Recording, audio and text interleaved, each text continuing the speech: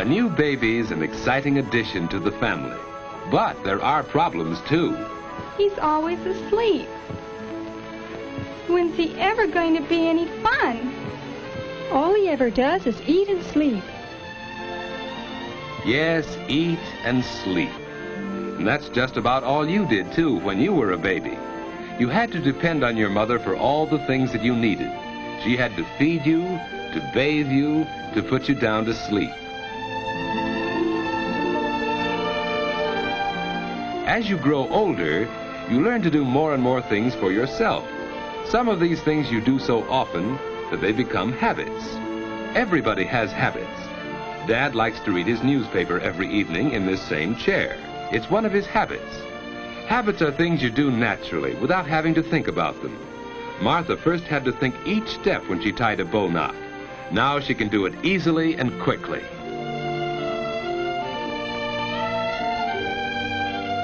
Regular habits make daily living much easier since they help us do things without having to think about them.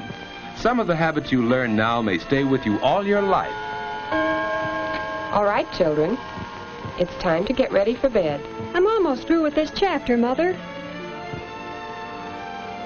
It's time for bed, Susie. You go right to sleep now. Getting ready for bed at a regular time is one of the most important habits you can learn. A quiet hour or two before bedtime is part of this habit. It makes you feel relaxed and sleepy, ready for bed.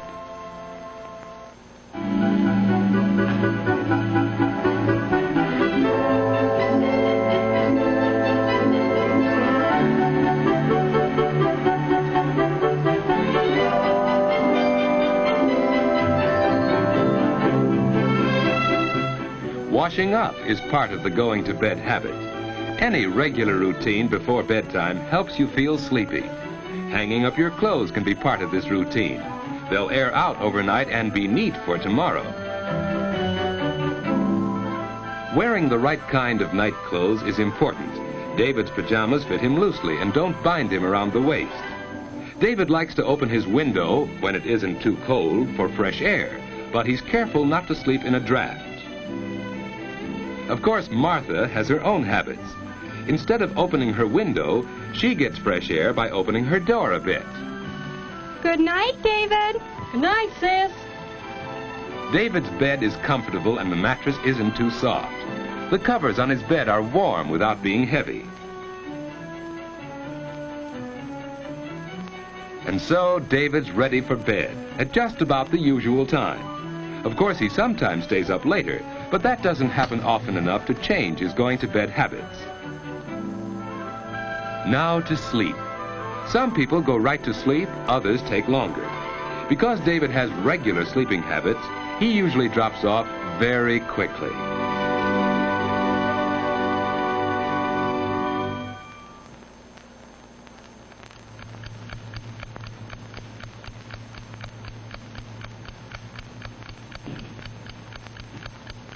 David has probably never stopped to think what a wonderful thing sleep is. In sleep, the muscles of the body are relaxed. It's the most perfect way to relax that we have. Our breathing is slower and deeper when we sleep. The body's temperature is lower. Even the heart beats more slowly. The whole body is resting. To rest all our muscles, we turn in our sleep. Some people turn often, others not so often, but we all do it. It's a normal part of sound, healthy sleep. Dreams are normal, too. Often they're suggested by things around us while we sleep.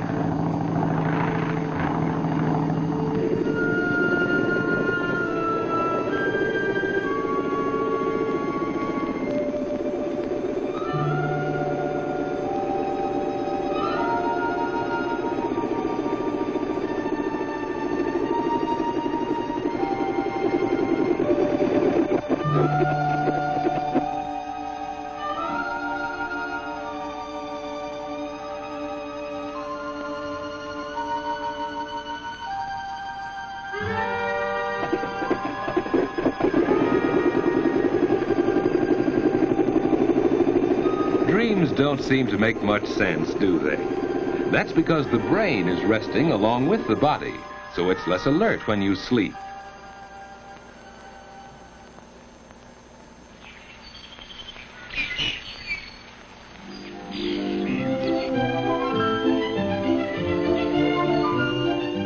After a good night's sleep, you usually wake up easily and naturally.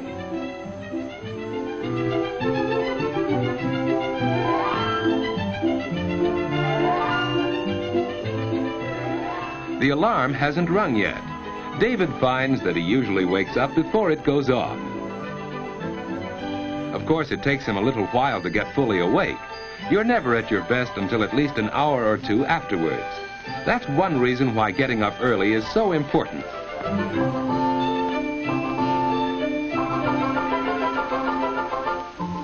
There's plenty of time for breakfast, too.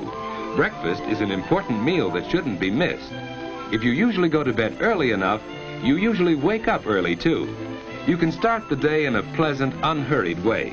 It's more fun for you that way, and more fun for the rest of the family, too. David and Martha enjoy their mornings, and that helps them enjoy the whole day.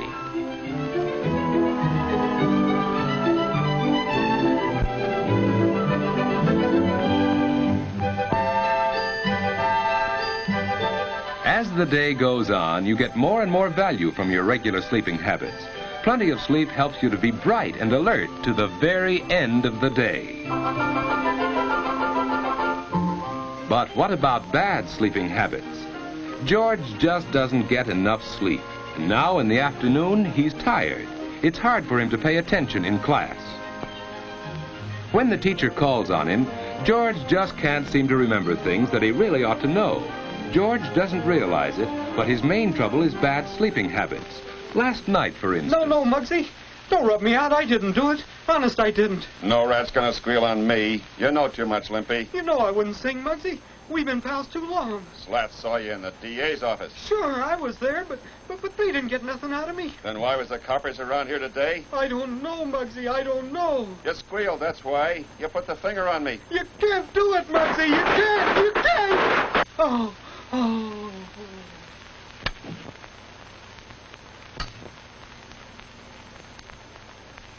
Yes, George has bad sleeping habits.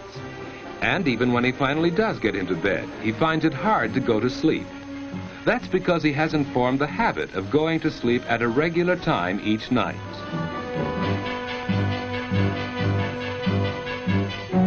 And it's just as hard for him to wake up in the morning. George! George!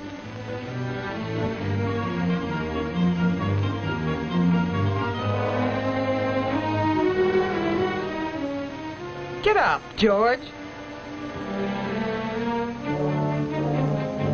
He's still tired because he hasn't had enough sleep.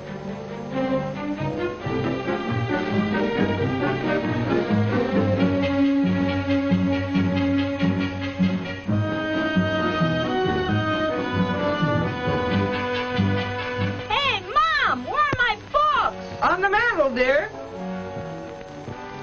George, close the door.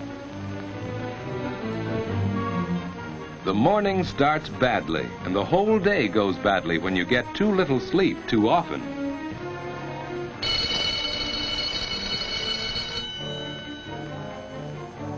And even after class is over, you keep on paying the penalty for bad sleeping habits. You don't have much fun when you're tired and low in energy. Lack of sleep makes it hard for you to do your best. You just can't seem to get into the game and have fun the way the other fellas do.